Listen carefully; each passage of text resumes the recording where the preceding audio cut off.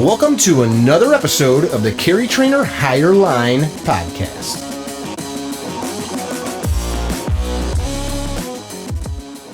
Hey guys, we've got a pretty exciting episode of the Higher Line this evening. We've got our friend Ed Calderon from Ed's Manifesto. Ed, hold your hands up real quick. Check that shit out! Compare this length that I lost. Yeah, still a little bit of stubby. You know, on an op last week, whacked the end of his finger off. Maybe he'll tell us about that. Ed is got a pretty storied career. You are dual citizen, right? Yeah, permitted resident, a green card holder, aiming for that citizenship. Still a few years out, but that's a plan right now. So, Mexican. Federale, right? No. That's what we call them up here. Anybody down there with a badge is a federale. That's, no, I actually went to school, not like the federales.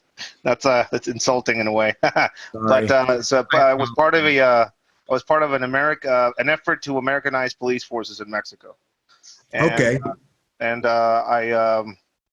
They basically wanted to turn policing into a career down there. So they looked for, young military age individuals with unmarried, no kids, and they sold us on the career opportunity as a career, as far as like an actual degree.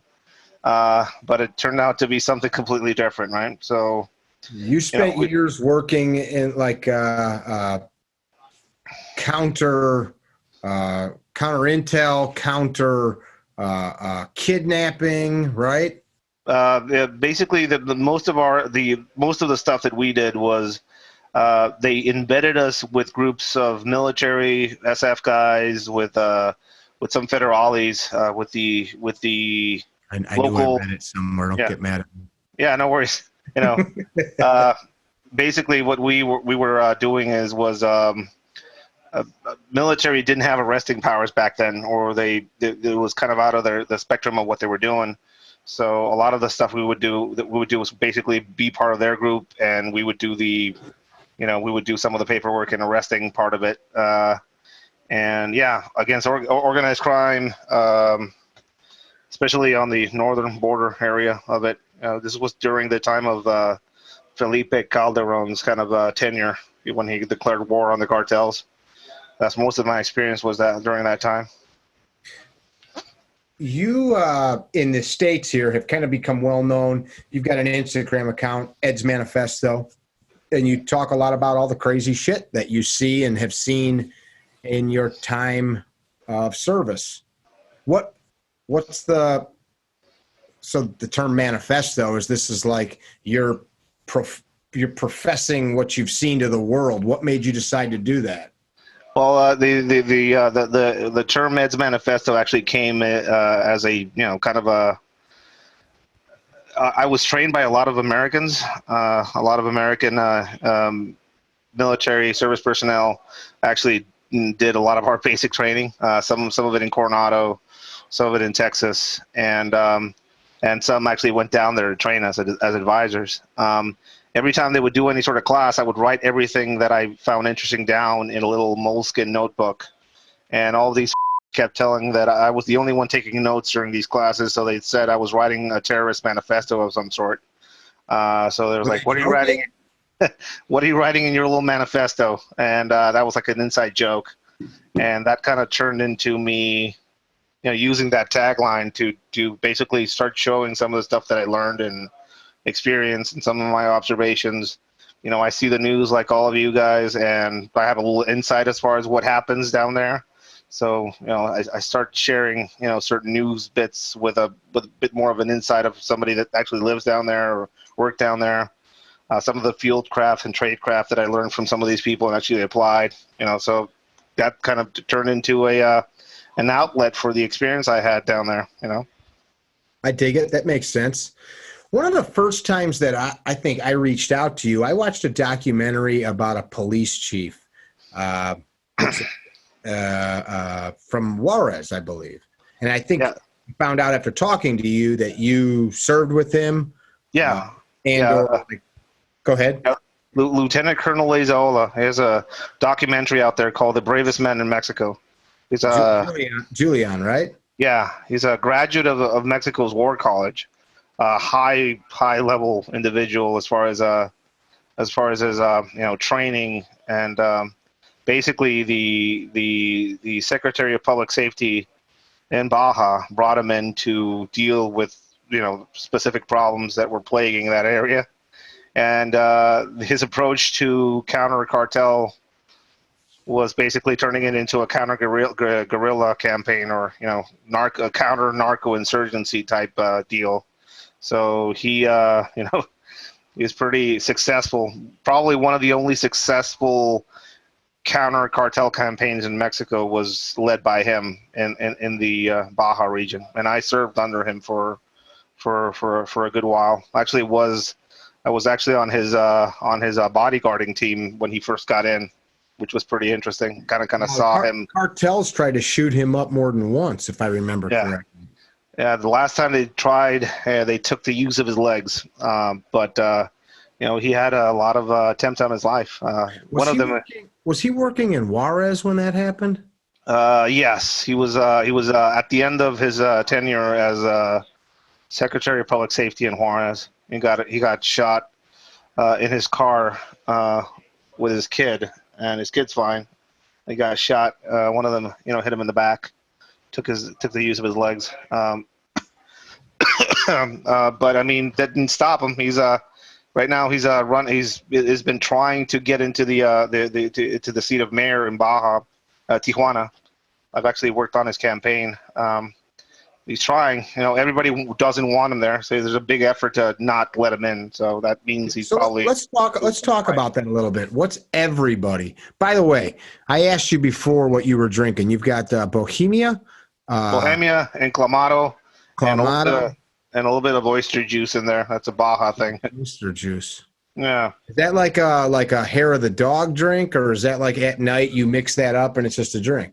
That's like that'll mellow you out. It's a mellow out type of drink. Not common up here. They kind of looked at me weird when I was preparing it. I'm with a bunch of my friends here, get ready to do some training in the weekend. These are looking at me sideways. All these guys are drinking whiskey, and I'm drinking this weird Mexican concoction, right? It's pretty good. Relaxes. He's in the heartland of the States right now, so it's kind of comical where he's at. It's probably not the thing. He should be just telling people it's Budweiser and just shut up. Yeah. No, somewhere in Kentucky, and it's pretty interesting place. Different, very different. I like it down there. I get down there quite a bit. Oh, I love the freedom, man. Everybody's carrying a gun. Everybody's really respectful. So I'm fine with it. People told me it's going to be weird and racial and stuff like that, and I'm like, who told you that? A few people commenting on some of the stuff that I post are like, be careful, people are whatever. I think only ignorant people that have never traveled actually say that kind of shit.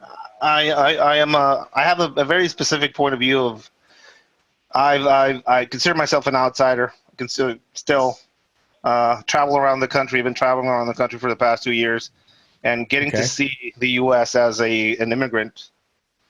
And seeing how fragmented and different you are depending on where you travel to, it's pretty fascinating on my end. Did you just say you are like you people? Did you? Yes. Like you Americans are fragmented. And okay. All right. I haven't earned that yet, so I could still say it. But traveling from California to Kentucky, it's pretty interesting how different things are.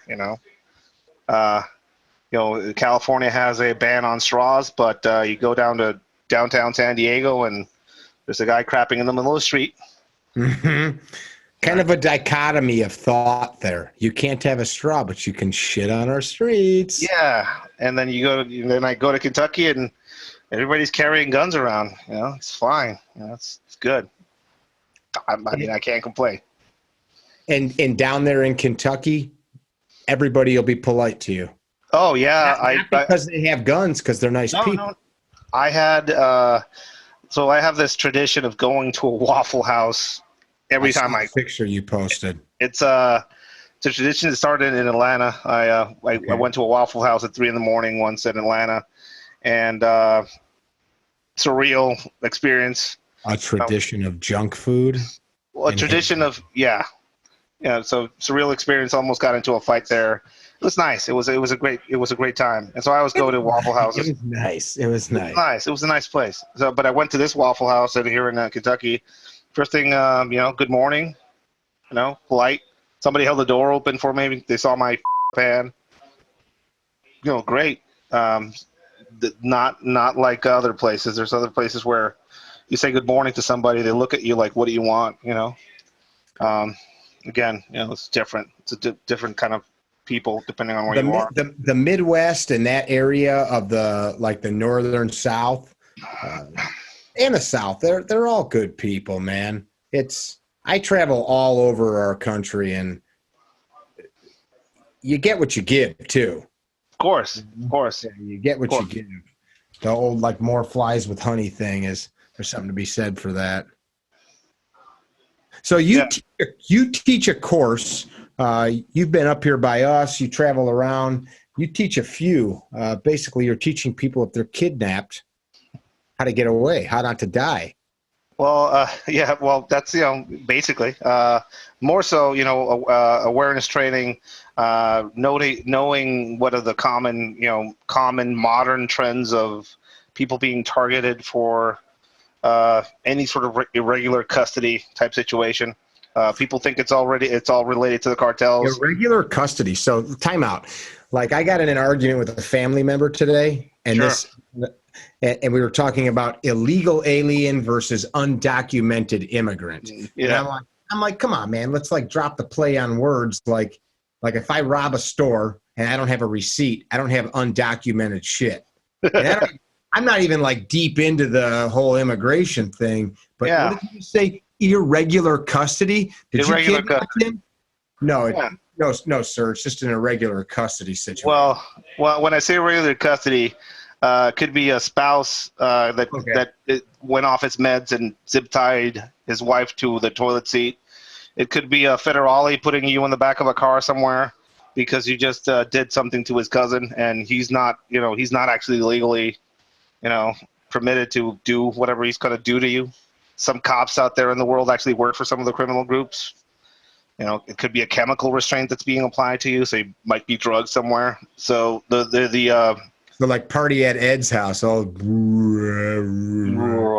I could talk about kidnapping, but that's just such a small word, and it produces such a small kind of situation in people's minds. People, I got you. So now I'm glad I asked. So people, they think of kidnapping, they think of thugs grabbing you, throwing you in a trunk, stuffing a rag in your mouth, dragging you to a warehouse to beat you or rape you. You're talking about all of the other contexts of people holding you against your will, or targeting you, or holding you for a few hours just to take you to an ATM. That's also something that happens a lot. Virtual kidnappings, somebody calling your house and telling you that they have a family member of yours when they don't, not letting you hang up the phone. There's a lot of methods and ways that people do these. What's the angle there, Ed? If I called you and said I have your family member and you can't, so that's something in Mexico they call La Llorona, the crier, right? Basically, La Llorona, the crier. Yeah. Basically, I find out you have a daughter of a certain age, so I have somebody of that certain age scream in the background as I call you. Find out a few details about you, maybe your daughter's type of car. Maybe the fact that your daughter is currently at a Starbucks somewhere because I stalk her on social media. And then I call you directly on your phone and say, you know what? I have Brittany here. Just picked her up from the Starbucks, and we have her in her car. And if you don't empty out whatever bank account, or if you don't transfer this, or if you don't give all your valuables and put it outside your house so we can pick it up, we're going to kill her. And you say, you don't have my daughter. And there's a girl starting screaming in the background. And it matches the age of your daughter, so you don't really know. Are you going to take that bet? It's a really fast thing that they do, and they don't let you hang up the phone. And it's a virtual kidnapping, basically. Nobody gets kidnapped, but people think it's a thing. It's happening more and more. Like I've heard cases of this type of stuff in New Mexico and Arizona, LA, Chicago. It's happening more and more up here. But it's a thing that has happened down in Mexico for years, and apparently it's kind of new up here. People aren't aware of it yet. So again, when I say irregular custody, could be a lot of things in a lot of ways. My main thing is exposing people to the current form of it. There's a lot of people out there doing SEER training or escape and evasion with a military angle to it. All I'm doing is exposing current criminal methodology involving restraints and involving putting somebody in regular custody, and showing people how to identify it, how to not be a victim of it, how to be a harder target for it. And if they do get tied up, there's ways, What got you down this path? Of all the different things in your job, did the job push you to it, or did you just find it interesting? Or well, the main thing is that I actually got to work against some of these groups out there doing these things. Okay. So first thing I noticed is that we would go into some of the safe houses where they would keep people, and sometimes we would find laptops, and we would do site exploitation things, and we would find laptops with browsing histories on them. And I'm not gonna name companies, but a lot of American companies that deal in the subject matter of escape and evasion, SEER tools, and how to use them, that have YouTube channels. A lot of those YouTube channels that were subscribed to by some of these criminal groups down there, and you would find things like, well, they saw a bunch of videos of people escaping from zip ties by doing the classic up and pop, right? So these guys were using thicker zip ties, and they were actually cutting angles into the zip ties now. So if you tried anything like that, they would rip open the wrist. Yeah, you can buy zip ties that'll like hold cars together. And so they basically saw that and say, oh, okay, let's modify the restraints, right? Or they would do triple zip ties. So basically, one zip tie will hold your belt, one zip tie will hold and the others will hold your wrist. Or they would do a wider zip tie across your waist. So they would do shit like this to counter stuff that they were seeing people training to work against, right? So figured out that a lot of stuff that was being shown out there was a product of post-Cold War era military-based training that somebody picked up somewhere and was basically regurgitating it. So a lot of our guys were targeted for abduction, for obvious reasons. To get you out of the food chain, you're saying? Yeah, of course. So a few of our guys got abducted and didn't make it. So I figured it's it is what it is. So I figured that training would be probably beneficial. So I looked for that training for myself, and then I transferred that training to some of my guys, and it kind of became a thing where people that would be cycled in as new guys through our operations group, they would get that training. And then towards the end of my career, I was in charge of the governor of Baja security detail. So I got to train him and his family as far as this type of stuff. And that turned into, wow, you know what? I know a few families that might need this type of training.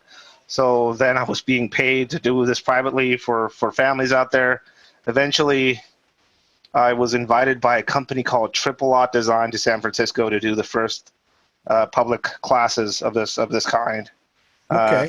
Through Triple Lot Design, and that's where it kind of caught on. People were finding the training and the perspective pretty interesting. So I've been kind of being invited to different places in the country and showing this stuff, from OSAP program members for the FBI to Homeland Security, BORTAC, military, like whoever wants to learn this. I've been out there kind of spreading the word on this type of material. You're blowing up right now too. I was just doing a podcast earlier today with my friend Craig Douglas from ShivWorks, South Narc they call him. Craig's Great guy. But Craig's got and we talked a little bit about you, but Craig's got kind of like that same kind of niche, like his life experience as an undercover narc. He was a ranger and had some varied experiences that gave him like a very unique skill set, like the movie, I have a unique set of skills. But for real, like I've got a lot of friends that come from special operations, but they not a lot of them have spent a life doing like your specific thing, and that's kind of like your thing now. Like you just got on the infamous Joe Rogan podcast, which is super cool. Nowadays, that's like the being on the Ed Sullivan Show or the Tonight Show in the like the internet world. You make it on Joe Rogan, and all of a sudden, now you're like, bam. Well, I've been around for a while. You start whacking fingers off.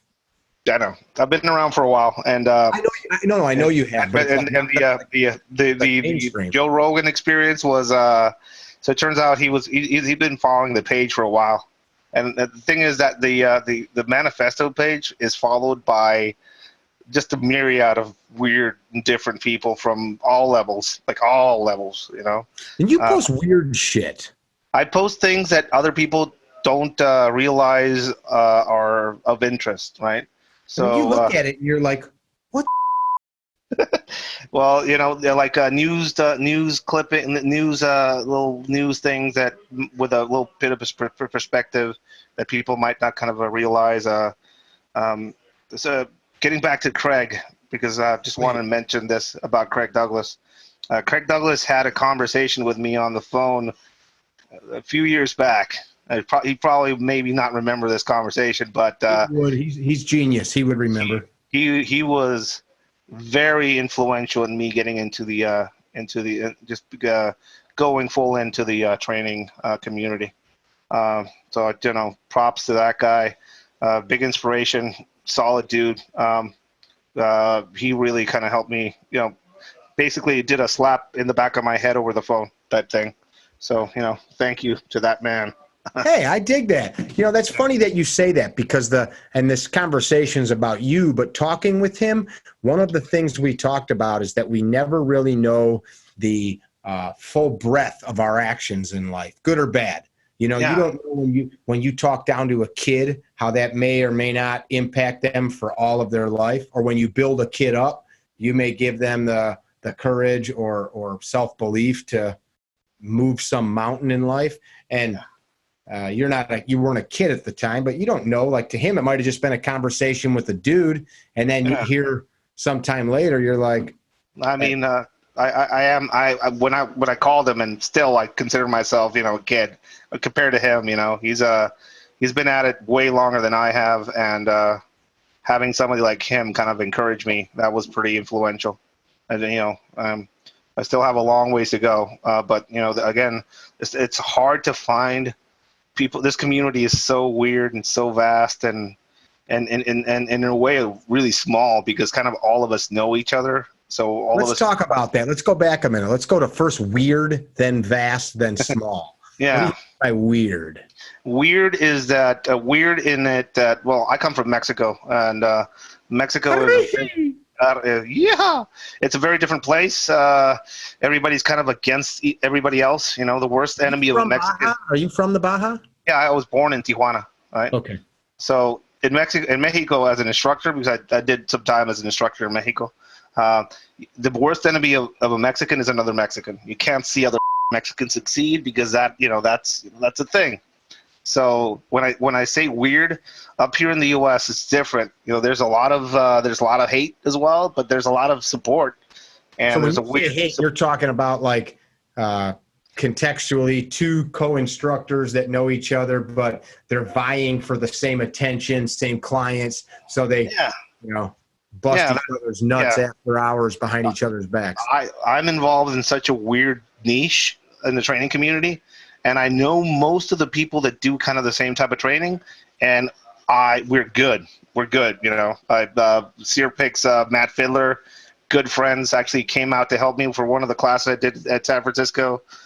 Black Scout Survival, a guy I met at Blade Show, great dude, great products. I support him. He does kind of the same thing, again, but all of us come from different backgrounds and different perspectives. We're cool. Mm-hmm. But there's a few other weirdos out there that might, don't like, don't like me or don't like the approach I take because they don't have anything to compare me to because I'm a weirdo from Mexico, right? But that's when you get into the weirdness. But other than that, seeing people of a very high level that I used to just see from very far away, trying to take notes from small clips I used to see on YouTube, and then, being with them and them showing me, what they do. That's been pretty amazing, weird and amazing. The vastness of it that I mentioned is, firearms wise, the U.S. there's a lot of firearms instructors. It's pretty overwhelming. Yeah, man. I've done a lot of shooting myself, with a shit low level of training. Basically they gave us a Beretta 92 FS, shot 20 rounds through it, and then they let us go out into the world to fight the cartels with a Glock. Right? I remember getting that Glock. It's like, what the f is this? Like, where's the levers? There's no switches. Yeah, and then getting the Beretta back. Well, the Berettas are better to smash people in the head with. Apparently, I've heard. The very poor training, kind of learning on the fly, kind of doing goofy shit. Not knowing well enough about holsters and making the mistake of buying a Phobos holster and having that thing just flop away. Just shit like that, right? And now you come into the U.S. and you have all of these instructors that know, gear-wise, you guys are blessed. Freedom-wise, you guys are blessed. We used to have to. Something there. Yeah, Look, sure.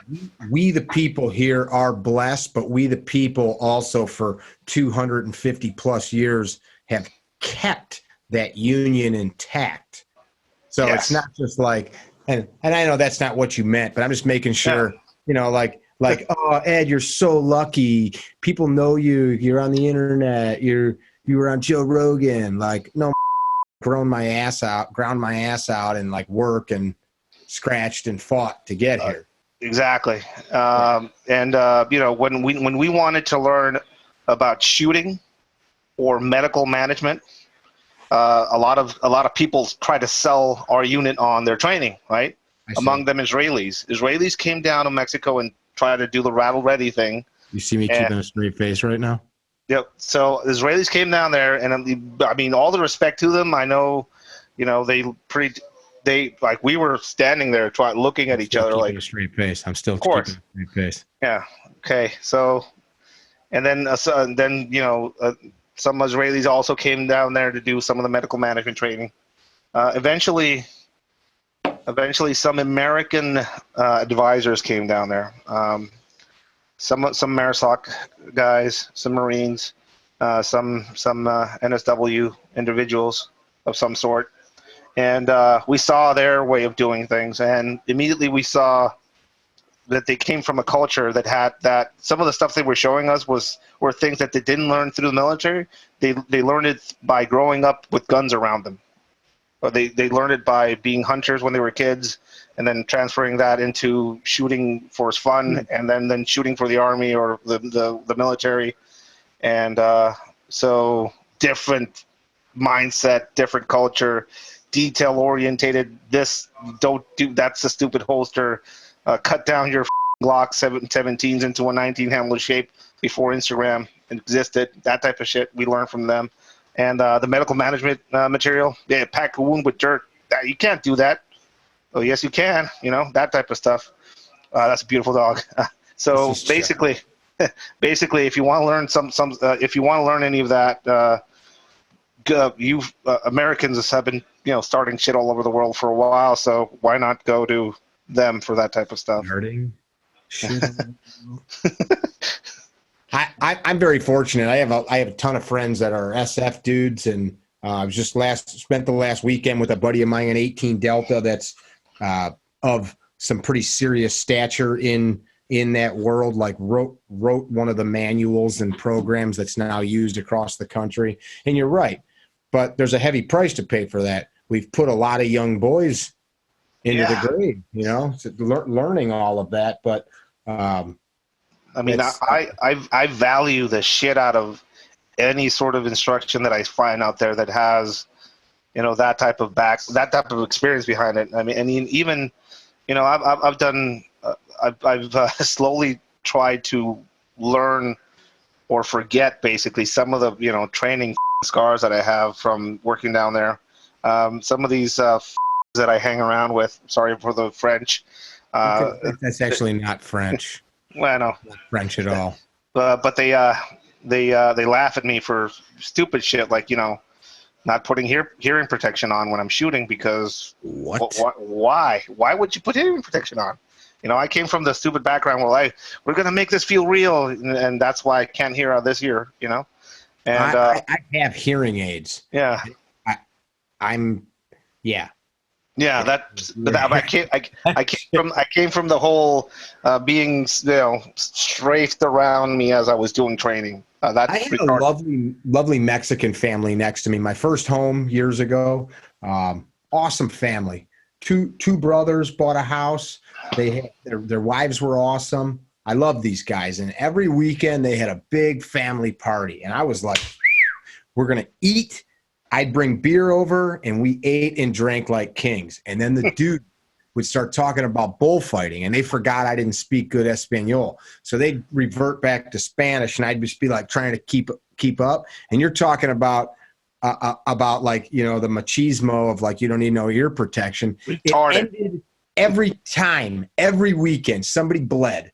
These guys they'd start wrestling, arm wrestling, and like makeshift bullfighting. And we'd be arm wrestling and then slapping and punching and shit, and we'd be liquored. I mean, this is 20-something years ago. I love these dudes, though. We would have so much fun, and I'm like, man, you guys are crazy. Like, we got to be at work in the morning, and we are, like, arm wrestling at 3 in the morning. Fire going in the backyard, and they were all like, let's go. Yeah, there was no give. Yeah, I mean, fun, crazy, and but retarded. A lot of it, I feel that little thing there is a product of not knowing about eye protection and shit like that. You got a little hit in the eye. A little bit of a scar in the eye, but it's I remember this one time we were working with some Army officers down in Mexico, and so for people that don't know, if you're an officer in the Army in Mexico, you have a permit to carry for life. Basically, you can carry whatever you want. So these were, I think one of them was a colonel or something. They were carrying around these FALs that were somebody somewhere cut them down to size. So they're about that long, right? Interesting. They look cool as but they will leave you blind and deaf if you shoot them in any sort of place that has a wall. 308 coming out of a little tiny barrel, just a flamethrower, right? So these guys were rolling with those things somewhere down in Mexico, and something happened on the road, and I was in the co-pilot seat, and one of those things went off next to my ear, shooting forward. And just a dragon, just white, and then just like dunking your head under the water. Why are you doing this? It's one of those things where you realize that everybody's doing whatever the they want down there. That's why Mexico doesn't get better. Everybody's like, this is my preference. This is why I'm carrying around this Colt 45 gold cup that has gold on it because I can. Awesome, just do you, man. There's a lot of machismo retardation going on down there, and that's why things don't change, man. There's a lot of dead mindsets that are dead set on doing things the old way or their way, So like we would be looked on weirdly by some of the groups down there. We first started carrying around tourniquets. First off, they didn't know what they were, and when we would apply them on people, go to the hospital, we would get reprimanded by the doctors for utilizing prohibitive technology on people. The tourniquets you'll lose a leg if you put it on somebody. The guy's not bleeding. Yes, but he could lose a leg. That's you should. Are you a doctor? Why are you putting on this medical equipment on people? So that type of we fought against a lot of ignorance and dead set people in their mindsets that they knew what they knew, and that's why it's hard. Mexico it's a hard place to kind of live, hard place to work, hard place to be an instructor. It's coming up here and seeing how range safety is a thing. That type of thing. I just get a kick out of it. Just sometimes I just look around like feel pretty safe. Depending on who's in charge. Who's in the range. Yeah. Let's talk a little bit about that. So, like, anywhere in the country that there's large news networks, we people that turn on a news outlet. Yeah. Some delinquents behind me. What's up, guys? Oh yeah, a lot of gun cases and shit. It's fine. Go away. Tell them Mickey said hello. Mickey says hi. Hello. There you go. And why is that guy taking his pants off? I mean, it's one of those types of groups, Put your pants back on, please. No. There you go. So, like, we watch the news, and guys like you and me know that the news is a private organization that's pumping out whatever they want to, right? So here in the States, I alluded to it earlier. Right now, it's a hot button issue. Undocumented people coming from the South into the United States.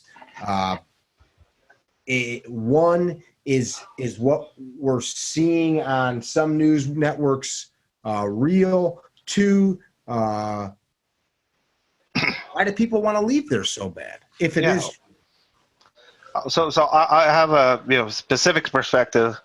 When the first caravan hit Tijuana, I was down there, right? I was down there not only working for a specific political campaign, but I was also down there kind of keeping tabs on a few things. Can't be specific when we already talked about it and people. Yeah, it's fine, but it's basically keeping tabs on the situation because one, I'm from TJ and I love my hometown, and two, the phenomenon that I was seeing was not what they were portraying in the media, right? So it was like, you see all of the people that all the supposed migrant caravan members, and they're always focusing on the about 15 kids that were part of that first caravan and about the 30 women that were part of that caravan, but they're not showing any of the 18 street gang members that are tattooed from head to toe in the caravan. That you don't see them on the news. And so when they were going through Mexico, every place they camped out left a mess. People were very unhappy with their presence there. Crime, drug use, all that stuff. Not all of them. It's not a generalization, but it was a different type of immigration happening. A different type of people. Now, mind you, 3 years ago, about 4,000 Haitian immigrants landed in Tijuana. No problems at all. Assimilated into the culture. The Tijuana opened up their arms. There's Haitian taco stands now, like the chicken stands. So Haitians, my dad employs 2 Haitians in TJ. Beautiful culture, great people, no problems at all. All of a sudden, this push comes in, and they don't want to eat tortillas and they don't want to eat beans because that's horrible poor man's food. Why would I eat that? The schools around the encampments where they stayed in had to be closed because kids were finding needles all around their playgrounds, and they were being harassed by the migrants. What usually it's hard for that to happen. Tijuana residents came out and protested these caravan members directly, and they were called racist for doing it, right? And they're being called racist, and you see all the colors of the rainbow in the citizenry of Tijuana. Main thing we realize is the left side of the political spectrum in the U.S. was feeding them, clothing them, bringing donations, puppet shows, clown shows, entertaining these people. Local people of Tijuana, their jobs were being affected. Their livelihoods were being taken away because some of these guys, some of the migrant caravan members would rush the border, and the border had to be closed.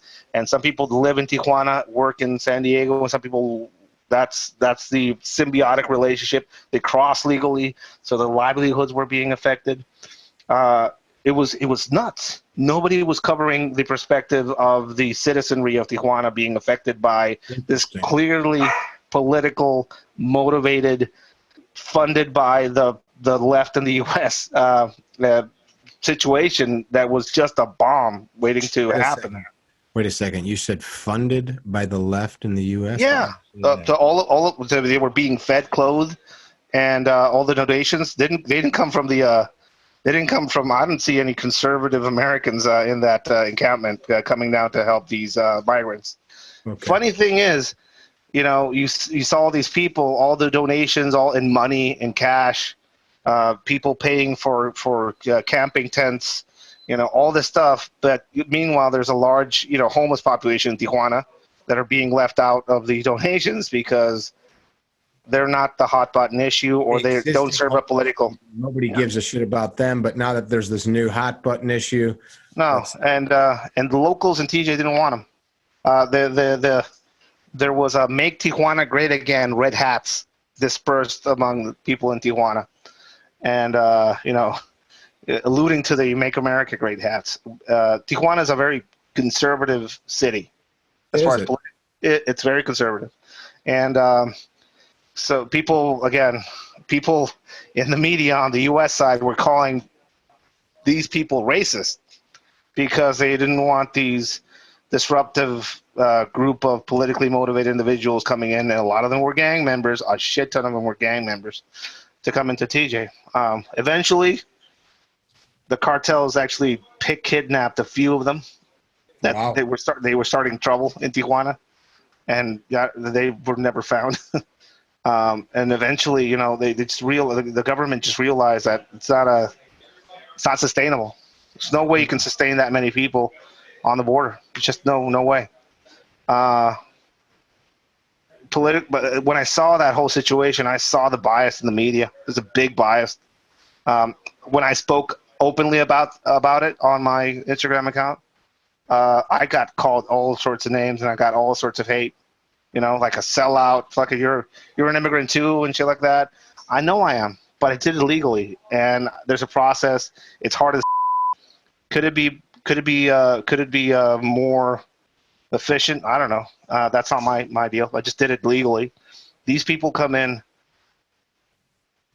demanding shit, right? Yeah, no different than if I came to your house and said, "Give me food, bro." That's exactly. So whenever I see these, bro. Whenever I saw these Americans coming down there, it's like they're just looking for a better life and stuff like that. I know. Why don't you take them into your house and feed them and clothe them at your own house? If that is how you feel, load them up in your car and put them in your house. Right? I don't think there's a human that doesn't see another human trying to get a better life. And I remind people of this all the time. If you're born in the United States, especially in this modern world, you're lucky, hands down lucky, because my parents didn't ask to be alive, and they made me. They came together. All of our parents did, and the spark of life happened, and we just happened to be here in North America, you and I, and that's pretty darn cool.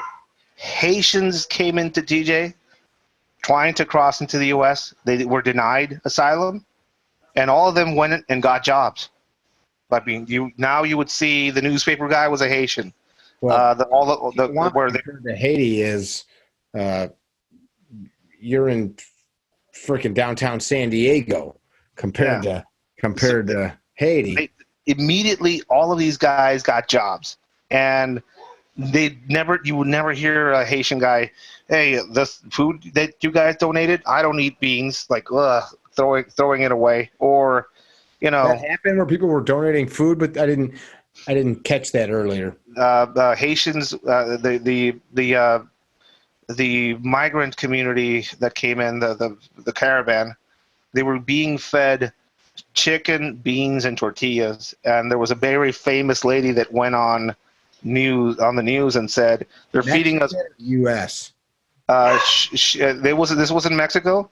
Okay. She was from Honduras. I think she was a Honduran, and she was complaining about the food that was being fed to them because she didn't eat beans. They're feeding us beans like that's pig food. That's what she said, right? Which is insulting because I just had some frioles at dinner tonight. She can that's kiss my ass. well, and then I made her famous on my Instagram account, and somebody tracked down her actual Facebook from back in her hometown, and then she's there with these cars and purses and Full of shit, huh? exactly a lot of these people. And then she finally crossed into the U.S., was given asylum, and now she's facing charges in Texas for assaulting the landlord where she lived. Oh. So it's one of those things where you see how things. And again, I was called a racist, or I was called, Dude, people call me racist all the time. And I'm like, what are you talking about? Like, I mean, specifically, I just call bullshit when I see it. It doesn't matter if you're purple, right? Yeah. And specifically when it affected my hometown, which has a lot of problems in and of itself, and then seeing the news on this side being completely slanted to one side, and just realizing like I don't see the narrative that they're portraying on the news. And people would say, Ed, you're down there. What's your opinion? I'm like, I'm standing right here. And they're saying that they're tear gassing the caravan members. And they're like, where? All I see is a clown show being provided by some hippies from California over there. All I see is a donation of sleeping bags and tents that just got dropped off by some people from California over here, and they're being sold in the shop over there by the migrants. I don't see what they're seeing, right? So maybe I'm crazy, maybe I'm biased. I don't know. So let's change topics a little bit. I Sure. like the insight there from a firsthand account. Are you ever scared about? I mean, your job is basically stopping the bad people that up here in the States, like we're told constantly about the organizations in Mexico that run the drug programs, the cartels. And like we talked about your friend, the former police chief that's now is he running for mayor of Tijuana? Yeah, he's run twice, and he's running for a third time now. So hopefully he gets it.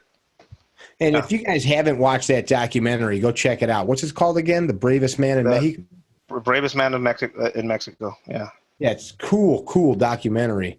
Are you scared? I mean, your life is spent trying to. Yes, of course. Always. That's why I'm alive. There's some people out there that tout themselves as fearless or brave and shit like that. No, I'm first thing that I learned, especially from him, he would always say this. He would say, he would go up to you and say, "Are you afraid?" And if you said no, he would call you out on your bullshit. You have to say yes. That's what keeps you alive. That's what keeps you aware. That's what keeps you breathing. What keeps you moving. One time I remember walking him to his hotel room for the night when I was working as a bodyguard. He says, "What room are you in?" I was like, "Oh, I'm in 204. Awesome. Well, now you're in 206." And he gave me his hotel room card, so I slept in his room. And Shit. Right? Exactly. Shit. I hope you slept in the car that night. Oh, I slept in the bathtub. Slept in the bathtub, and you never. Boss. Yeah, never sleep where they're expecting you to sleep. But again, the fear is always there, and he would always say, paranoia is fine. You need to focus your paranoia. It's fine to be scared, just to educate your fear and be very specific about what you're afraid of, not be afraid of everything. So yes, I'm afraid of these criminal groups out there. I'm afraid of how they're. Do you think you're actively being looked for? I don't know. It's not. You would know. You would never know. Okay. You would never know, right? So talking to you and filming this will make somebody actively look for me, Ed. Could be. Could be. Main thing I always tell people are like, "Hey, Ed, aren't you afraid of what you talk about and stuff like that?" People need to realize that I'm actively politically motivated and doing things to change where I came from. The going on your podcast and talking about these things is to shed some light on a perspective that isn't popular or isn't known. Talking about the cartels and some of the stuff that's going down there on my Instagram account is I'm a political activist in a way. If I keep my mouth shut and go die in a hole somewhere, all the stuff that I did and all the work that I put in isn't going to be worth it. So if something happens, it's like, again, Pete, man, I could go die in a hole and just be quiet, or I can do something. So I like that. I like that. What do you say to the argument that the cartels, just like the New York crime syndicates and Chicago crime syndicates, they wouldn't exist if there wasn't regular people wanting the things that they sold, Yeah.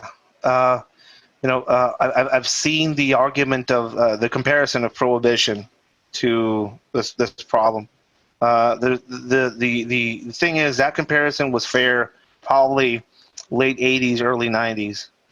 But the current form of this monster, and people don't call it that, but that's what they are. They're a narco-insurgency, right? When I say narco-insurgency, they're basically small militarized groups out there that trade in drugs, that own lots of land in Mexico where the army doesn't even fly over. And they're diversified. They don't just deal in drugs anymore. And Ed, they didn't fly over because the army knows they have because they have anti-aircraft capabilities. I see. So they've knocked down helicopters in Mexico because these guys have RPGs and have anti-aircraft, capabilities in some parts. So stay away. Stay away. Imagine, having a no-fly zone over certain parts of cities in the U.S. because they have RPGs there. So I don't know what anybody else would call it. I call it an insurgency. These people control whole cities and whole states. So, but they're diversified. Human trafficking, trata de blancas, which means sex trafficking. Please, in español. Trata de blancas, basically sex trafficking. Piracy as far as brands and materials that come in from China get distributed by a cartel influence or controlled elements. They have their hands in properties, real estate. They have their hands in legal businesses now, large legal businesses. They have people in the United States. Parts of the United States have cartel controlled elements to them. So it's a big monster now. They don't make all of their money off just the sale of drugs. It's part of it, but they're diversified in a big way now. You're saying they're good business people. Well, yeah, I mean, yeah. From a profitability standpoint. Yeah. Example, El Chapo, pretty public figure. He did what he did. But realistically, there's other people involved in that cartel that have more leadership roles or stay in the background, right? The reason why that Sinaloa cartel is what it is because it invested in people from the start. They invested in immigration processes. They invested in immigration lawyers to get people in the United States. They invested in careers of career politicians in Mexico. They invested in careers of doctors. They invested in the towns they're from.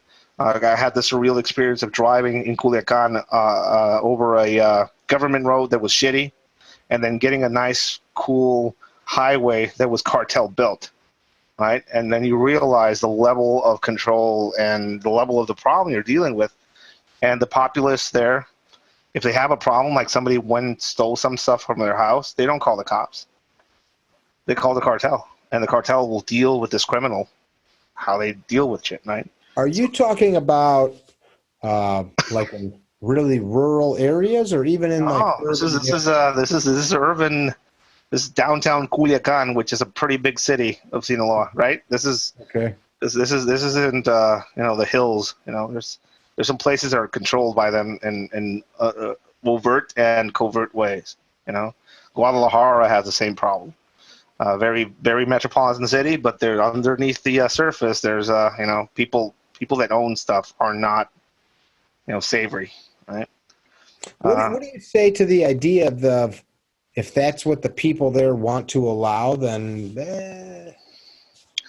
Well, if that is, if we just, you know, that's basically this current. We have a leftist president right now in office in Mexico, and he ran on a political promise of granting amnesty to the cartels. And when he got into office, he said, "You know what? The drug war is over because I say so." Right? And basically, he's ignoring the problem. What? How long ago was that election? That was a year ago. Okay, so he's new president. The drug war is over. This is a leftist guy, pro-Maduro individual, first leftist president of Mexico, and we're en route to have the bloodiest year in Mexico in history. 14,000 people have been killed since January in Mexico, right? And his solution is to take the federal police, the Policía Federal, change their uniform, and pay them less. I just was reading about that. And change their name. That's the solution. He's going to disband, like, the police, right? Yeah, he wants to disband the federal police. It's a bad idea. And pay them less and turn them into a military National Guard force, which is exactly what the Policía Federal used to be. You know, it was basically army guys dressed in gray uniforms. When I first got in to the job I had, we would have Policía Federal ride in the back of the truck with G3s, and they were basically army guys dressed in gray. And they professionalized the police force, and they paid them more.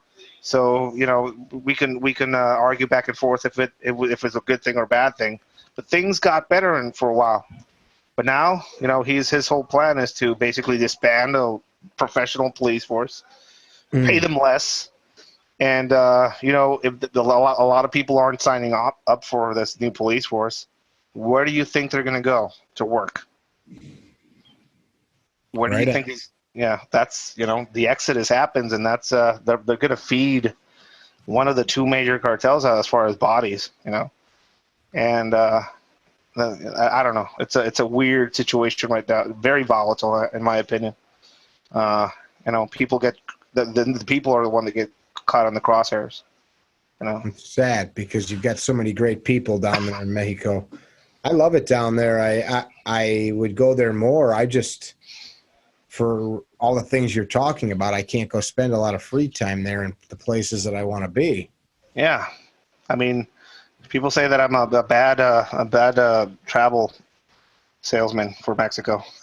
It's not that you know, my job is to expose truth, and some of the truth that I expose is bad. You know, there's some beautiful places in Mexico. Some places are very safe. You know, some people from Detroit sometimes tell me, "Ed, I want to travel to Mexico. Is it safe to TJ? Safer than Detroit. You know, stay in TJ if you want, right?" Some people from, you know, Chicago ask us, yeah, safer. Some places are safer down there. It's just a question of perspective. We had 50 shootings in a weekend. Yeah, you know, I did a ride along with a certain unit in Chicago, and we had to park underneath a bridge for a while because things were coming back down. You know, it's a pretty interesting place. It's a pretty interesting place. But sure. Perspective. And again, a lot of Americans view this as a Mexican problem. Let Mexico sort it out. You know, they need to work on their shit. Why are we getting involved? The problem is that most of these cartels are already in the U.S.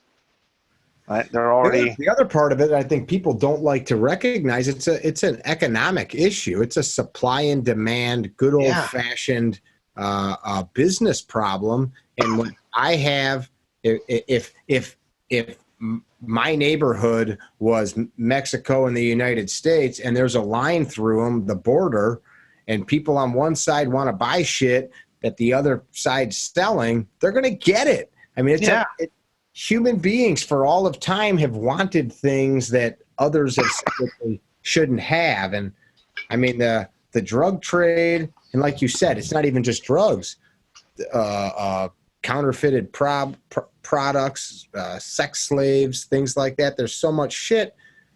Who's the creepo bastards buying sex slaves? I mean, who are these people that are buying or paying for sex with people that are captives? Like that's people. I think people hear this stuff and they're just like, "Oh, that's horrible." But like when you think about it, that's your dentist. Yeah. That's your neighbor. That's the guy that runs the hardware store in your town. It's the school principal. There's some sick in your town that goes down there spending the money to buy drugs and have sex with kids or have sex. I mean, that shit is it gets me keyed up because I've spent a lot of time researching and studying it, but I think people kind of glass over it like, oh, that's horrible. Somebody having sex that doesn't want to. Like, no, there's somebody tied up in a room whose life is being destroyed. A lot of things that I see is Americans have, well, not all of them, you know, some do, some don't. It's a Mexican problem. It's a shithole country, all of that good stuff. I didn't say that. You know, and it's fine when I hear it. You know, there's some parts of it there are. You know, some parts of it aren't. You know, I've been to Detroit, and as a Mexican, what the in there, right? But you have this new current trend of build the wall, and people ask me the opinion of, hey, Ed, what do you think about that? Build the wall. What do you think about the wall? I've actually worked with training Border Patrol and some people from BORTAC, and people, that's a weird position to be in as far as where I come from and who I am and my status as an immigrant to this country, a legal one. What I see in them, you know, because they get demonized in the media and shit like that, they are very passionate people, compassionate people. I've seen some of the border scouts, you know, save people out there in the desert, you know, water, clothed, pay for things like I was hearing some shit about toothbrushes recently, and I've seen these guys out of pocket pay for basic toiletries for people that they don't even know that come into the country. Cool. And you know, you see these things, and the wall being sold as a security feature to keep drugs out of the country is what I don't realistically agree with. To keep people from trying to cross and dying in that desert or being victimized by a lot of these criminal groups that actually prey upon immigrants, that is more something that I think should be done. But it's not going to be a counter-narcotic solution. Tunnels are already made across that border in some of the more fortified parts. So I talked about submarines when I went on Rogan, and guess what? They found a submarine in the middle of the ocean. And I know there's more of them out there. Drones being utilized to fly drugs across the border is something that you hear them at night. It's impossible to watch all that airspace. And people loaded up with drugs just being tossed constantly to try and cross that border in vehicles or on foot. So yeah, I think if U.S. citizens have never been to Southern California, Mexico, Texas, Arizona, or New Mexico, Texas, Arizona, those areas, there's some desolate ground out there, man. Yeah. I mean, you can drive for miles and miles and miles and miles. Things get across, you know. I heard I remember one cartel guy that we eventually caught somewhere. He was talking to one of the interviewers, and he said the best business that he made as far as selling drugs in the United States, crossing them to the United States, was around 9/11, because all of the border security got beefed up, but their drugs were getting through tunnels, so it didn't affect them at all. But perception-wise, people thought it was harder to get drugs across, so they were selling the product at a higher price point. So he said 9/11 was the best thing that could have happened for my business because we sold our drugs for a higher price point because people thought it was going to be harder to cross. When realistically, all those tunnels were being used 24/7. So I mean, I don't, as far as the wall being sold as a security feature for drugs, it hasn't worked for that.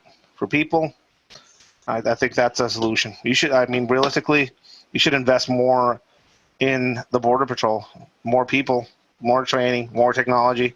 Those guys are underfunded. Like, I mean, it's sad to see some of these people doing that, out of pocket for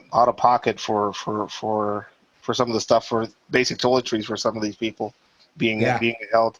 And I mean, realistically, I've seen some of these detention centers myself firsthand. You want to talk about a shitty situation? I'll take you down to Mexico and see what the detention centers look like down there. Open challenge to anybody that thinks they're going to be at any level, any level as humane or as clean as the ones you have up here, right? So what I just heard, Ed, is that the detention centers that the states are running are not too bad compared to where these people might be held otherwise. Yeah. And an open challenge to anybody that thinks the contrary. I'll take you to some places down there. You can see what the conditions are. Them demonizing these guys, and that's again, I've worked for them, and they're great people. Some I mean, no doubt there's some bad apples everywhere, but it's again, weird narrative you see in the media that has nothing to do with the realities that I kind of see out there. What do you think? Do people ever think that maybe you're like an apologist? Are you just maybe you're part of the media? Maybe you're spinning the narrative to make this shit. Could be. I have nothing to gain, realistically. Cold War shit, bro. I have nothing to gain, realistically. I'm brown. I was born out of this. I was born far away. I look darker than you. I'm brown, man. I'm so brown. Look, this is the amount of mustache I have. This beard and this mustache, so I'm Indio. I'm Indio, right? No, I can't grow a beard. That's how Mexican I am. I have nothing to gain, realistically. If anybody, I get the racist card or the politically slanted card. I was raised Catholic in Mexico, and very conservative in my views. I've seen what a anti-gun policy in a country does for Mexico.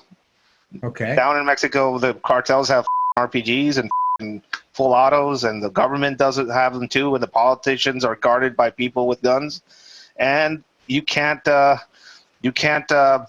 a box of 22 rounds without getting put in jail if you don't buy it from the army, or you can't register a gun that you don't buy from the only gun store in Mexico, which is in Mexico City, which makes it basically non-available for poor people. And usually those are the guys that are targeted or victimized by some of these groups. So in short, if you want to defend yourself with a gun or have the means to defend yourself and your family, you're a criminal. Right? So that's where I come from, and that's my opinion is formed by that experience.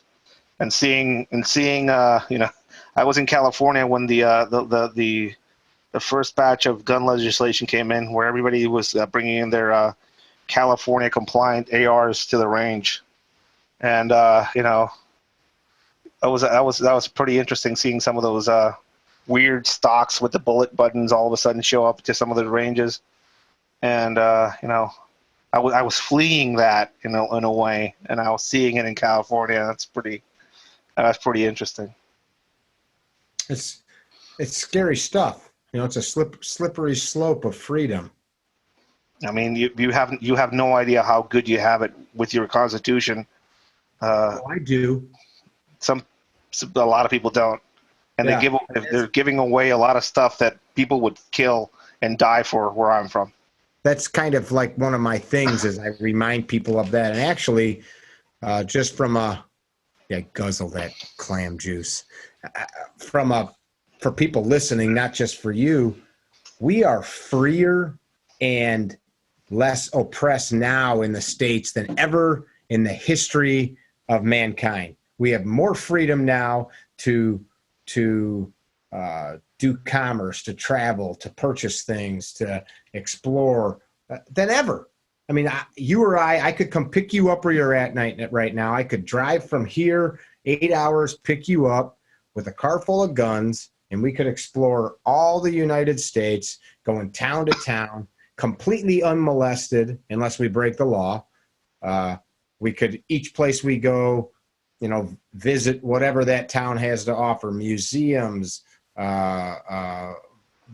rock concerts, brothels. I'm just having fun. But we could go hang out, have fun all over the country. We could get jobs when we get there. If we needed to see a doctor or, sign up for some schooling whenever we got to whatever town. It's all there for you.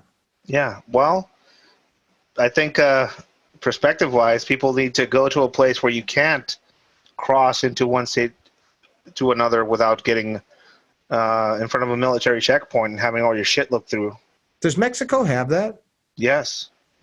Mexico has military checkpoints where people stop you. Okay. And, I've never been in Mexico. I've always stayed in one state. Yeah.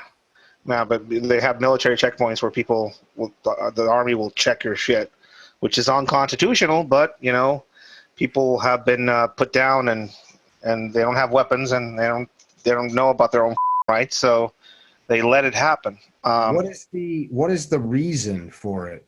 They're looking for drugs. Okay. And they're looking for drugs going up, and they're looking for guns going down.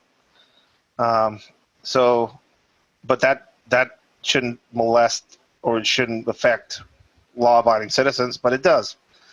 Then you run into cartel checkpoints in some places, right? So, again, the freedom you enjoy up here. Like I had this surreal moment when I was talking to somebody in Oakland. I was sitting down. He was talking about being homeless and how that experience was, life-changing to him. And I was talking about, wow, being homeless in the U.S. is pretty hard, right? And he said, yeah, it's a pretty hard deal. It's like, so the homeless people here have smartphones and are overweight. And you don't realize how the alien that concept is to me. Like, if you want to see homeless people, I'll take anyone down to TJ, go to the Tijuana River canal where the homeless people live there. There's no smartphones, and there is absolutely no problem with people being overweight. Hunger is a thing, drug use is a thing, but smartphones and smartphones and overweight isn't a thing down there as far as homeless. But yeah, I mean, people just don't know how good they have it. It's a lack of perspective. It's not like a perspective; it's a lack of perspective. Yeah. Definitely. That's heavy duty. What? You're still employed by the government down there? No. Never again. No. Never again. I worked for a few private companies, doing security consulting, some investigation stuff down there, but that's about it. As far as government work, never again. Not for the current administration down there. No, sir. So your time's done there. So you're basically self-employed now. Yeah, best feeling in the world. So if somebody wanted to hire you, a local police department, a school, yeah, an organization, they can reach out to you through your website. Yeah, find you and possibly procure your knowledge. Yeah, I do classes for law enforcement all the time. Do specific classes for law enforcement dealing with modern, current, contemporary cartel modus, how they're working, occultism, symbology. Talk a little bit about that. I want to derail you to that for a minute. Sure. I see that in some of your posts, the cultism, symbology. Yeah, it's a little creepy. It is. That's it's supposed to be. You know, it's people look at it and think, yeah, Ed, are you like a practitioner of Santa Muerte and stuff like that? It's I it's our version of a captured ISIS flag. I don't know if that makes sense. I think so. A lot of the people that we fought against and worked against had that as an icon, and me utilizing it as a symbol. The reason why there's a Santa Muerte with an MP5 on it instead of an AK-47 is because we captured it. It's ours now. That's the kind of mindset behind it. Um, Criminals in Mexico are very superstitious. A lot of them, come from a Catholic background, so they believe a lot of interesting things. There's a trinity of deities down there that kind of people focus on when it comes to criminal activity. Saint Jude is one of them. Santa Muerte, that basically death worship. It's very old school, Aztec times.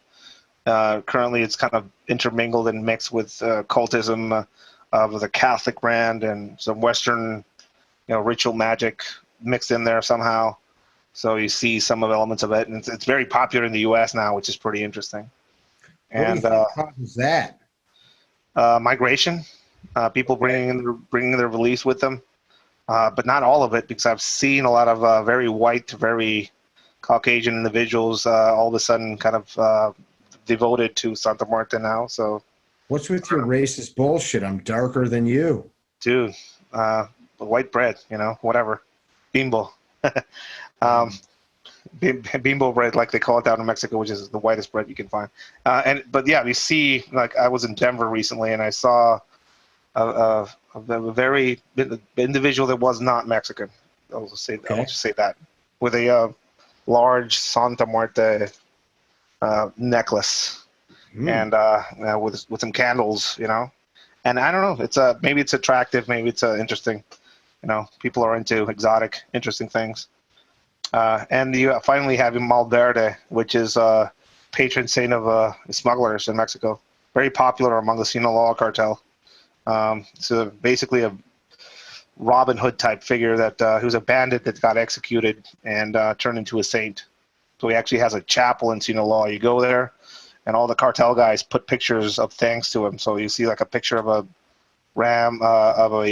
Dodge Charger or whatever, or Ferrari, and the guy is there like, thank you, Malverde, for making my dreams come true. Interesting.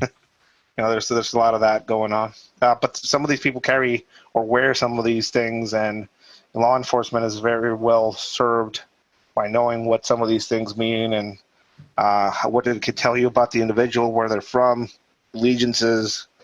It's getting it's getting more and more prevalent up here, so it's a good idea to educate yourself and your guys if you're working in those circles on these. So that's a lot of the stuff that I do as far as training wise for law enforcement revolves around that. I've done some research on it, and it's a bizarre phenomenon where people that it's bizarre to me. Let me rephrase that. It's bizarre to me based on my understanding, some of these deeply held religious beliefs that are coupled to some completely horrific criminal behavior. It's like a skewed moral code. Yeah. I mean, you find similar things out there. Have a lot of Filipino friends, and they have their own problems over there right now, and a lot of them have religious medallions they call anting, which are basically a mixture of tribal religious imagery and Catholicism. Same thing as Santa Muerte, and it comes with its own kind of beliefs and rituals and completely Hybrid. Yeah. So like I remember seeing they charge their medallions that are meant for protection on on a Good Friday, right? And They the same charge them? what Catholic Good Friday. Did you say they charge them? Yeah, they charge their protection medallions on Good Friday, What does that mean, charge them? That if you have a protection amulet that they make for you, it needs to be charged with a certain energy, right? So Okay, so it's like plugging your phone in. yeah, They take it to the holy place and charge it up. And Mexico, Santa Muerte churches and Santa Muerte altars are always kind of around Good Friday. That's when they have these ceremonies, and usually these the funny thing is that the Catholic Church hates all this stuff and is opposed to it, but all these places are usually around Catholic churches because that's kind of that's a weird symbiotic love-hate relationship they have with some of these cults. Are you a religious guy, Ed? I was raised Catholic. I am religious. That's my upbringing. My mom really kind of pushed that on me, and it's a thing that I've been kind of rediscovering recently. Young, dumb, full of cum, indestructible, and then you realize that you're missing a few teeth, and you're not running as you used to, and you get religious, spiritual. So yeah, I am. I am religious.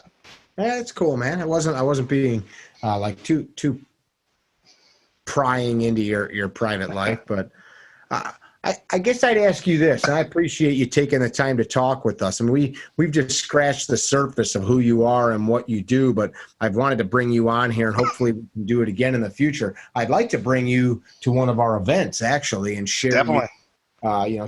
share you. I want to share you, Ed.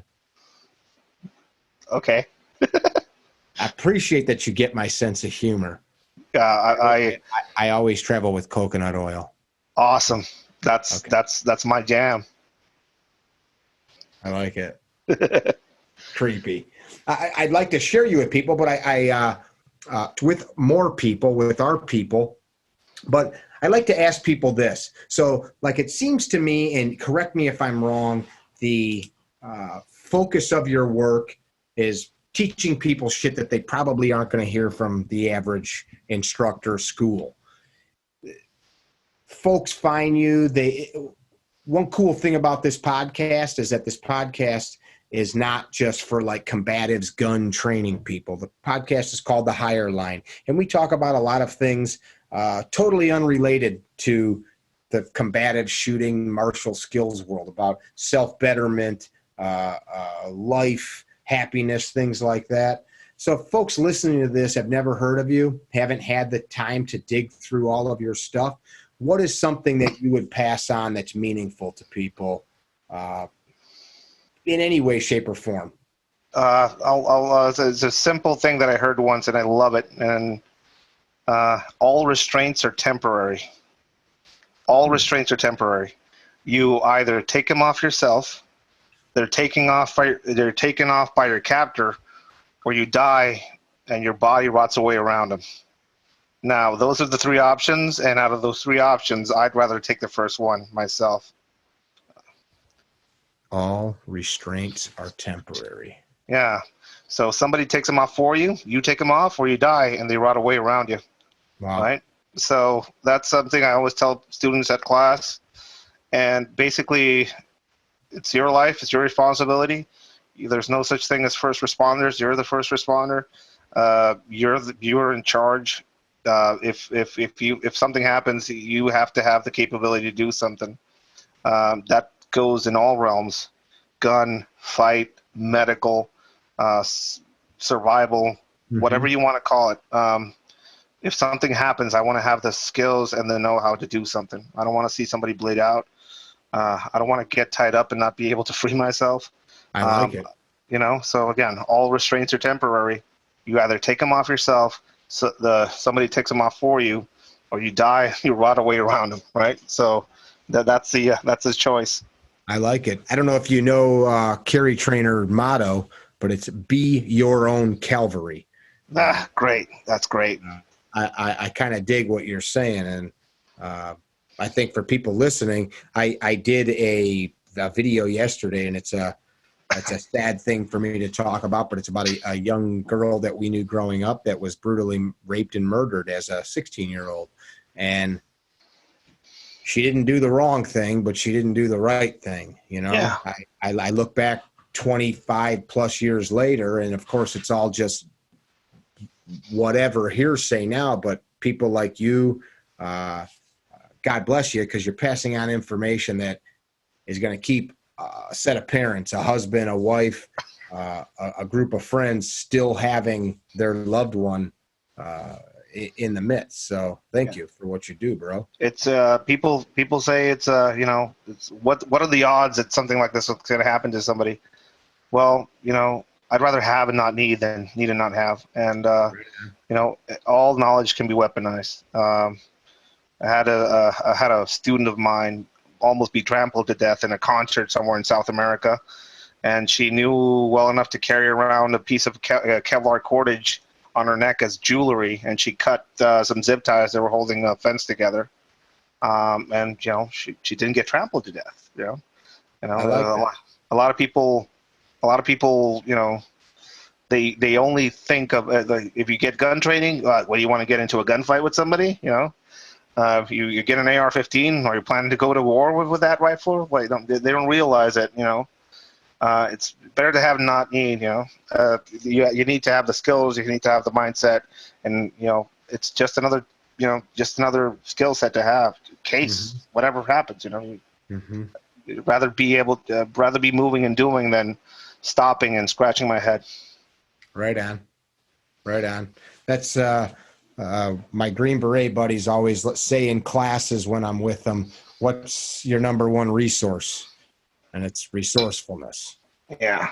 Like, being resourceful. I dig it, brother. I hope you have a fantastic training in the next couple of days. It sounds like you've got some good guys you're with in the great bluegrass state. That's what we call Kentucky, by the way. Awesome. I'll write that down. Yeah, there will be blood. You'll see it on Instagram. What are you guys going to do to each other? Oh, it's a austere medical management class. So okay. I am there just to make people's lives miserable as they try to apply some of the skills they're going to learn. So yeah, great day. Love my life right now. How long you up in that region for? I'm going to stay here for a week, just doing the class and then wandering around. Got invited by some. Call me in the next couple days, and I want to talk to you about a couple of our big events coming up in the next few months. About maybe getting you at one of them. What definitely you got to do to make that happen? Yeah, definitely.